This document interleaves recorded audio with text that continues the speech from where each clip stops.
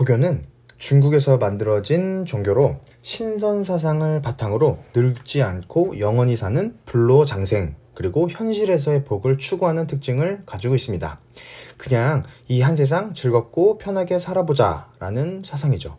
그래서 힘들게 일할 수밖에 없는 농민들보다도 돈도 많고 그리고 시간도 여유로웠던 귀족들 사이에서 유행했습니다.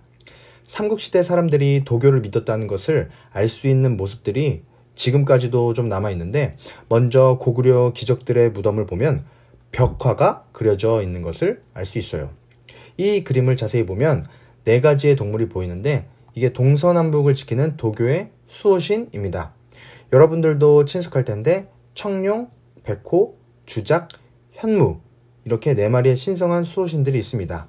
그래서 지금 이 슬라이드에서 보이는 거는 현무를 그리는 거고, 그리고 또 이거는 청룡을 그려놓은 겁니다.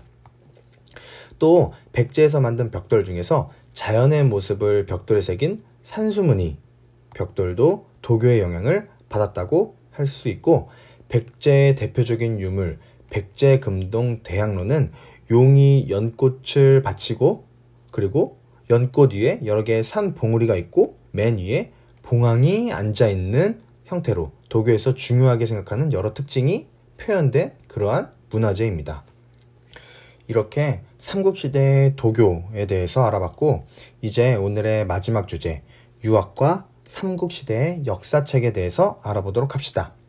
우선 유학이라는 것은 아주 먼 옛날 중국에 실존했던 공자라는 유명한 학자와 그 제자들의 가르침을 적어놓은 경전을 연구하는 학문입니다.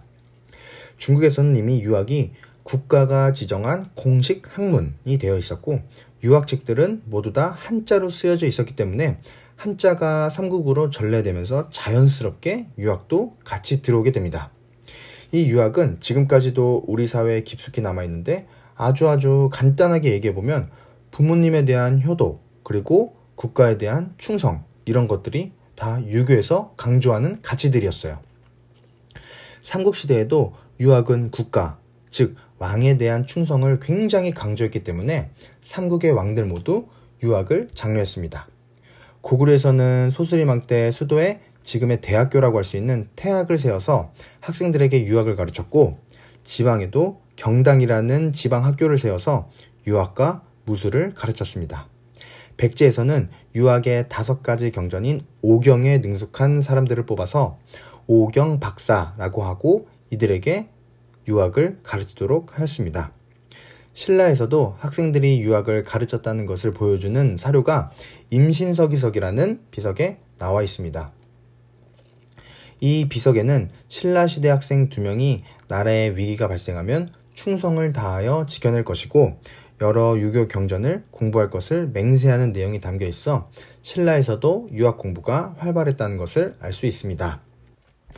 이렇게 삼국시대에 들어와 지금까지 남아있는 학문인 유학에서는 역사라는 것을 굉장히 중요하게 생각했어요. 과거의 기록을 통해서 현재를 살아가는 교훈을 얻을 수 있다라는 생각을 가지고 역사서술을 굉장히 강조했는데, 그 결과 삼국에서도 각각 역사책을 서술하게 됩니다. 고구려에서는 유기라는 역사책이 있었는데, 중국 수나라의 대군을 물리친 영양왕이 새롭게 신집이라는 역사서를 편찬했어요. 또 백제에서는 근초고왕 때 석이라는 역사책을 편찬했고, 신라에서도 진흥왕 때 국사라는 책을 편찬하였습니다. 딱 보면 대부분의 역사책이 각 국가의 전성기 때 편찬되었다는 것을 알 수 있어요. 아무래도 왕의 입장에서 생각해보면 내가 영토를 확대하고 그리고 국가를 지키고 이런 업적들을 후손 대대로 알리고 싶어서 역사책을 쓰지 않았을까 하는 생각이 드네요. 그런데 안타까운 거는 삼국시대 만들어진 역사책 중에 남아있는 건 단 하나도 없어요. 다 없어지고 지금 현재까지 남아있는 가장 오래된 역사책은 고려시대에 만들어진 삼국사기라는 역사책이에요. 참 안타까운 일이죠. 만약에 삼국시대 역사책이 아직까지 남아있었으면 진짜 그 당시의 상황을 자세하게 알 수 있었을 거예요. 오늘은 삼국시대에 수용된 여러 종교들과 예술작품 그리고 역사책에 대해서 알아보았습니다.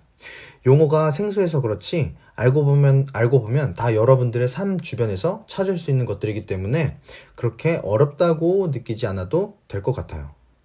어느 지역이든 부처님을 모시는 절이 있고, 그리고 청룡, 주작이라는 말도 여러분들 분명히 들어봤을 것 같고, 그리고 부모님에 대한 효도, 그리고 국가에 대한 충성, 이러한 가치들은 여러분들 모두 당연히 알고 있을 테니까요.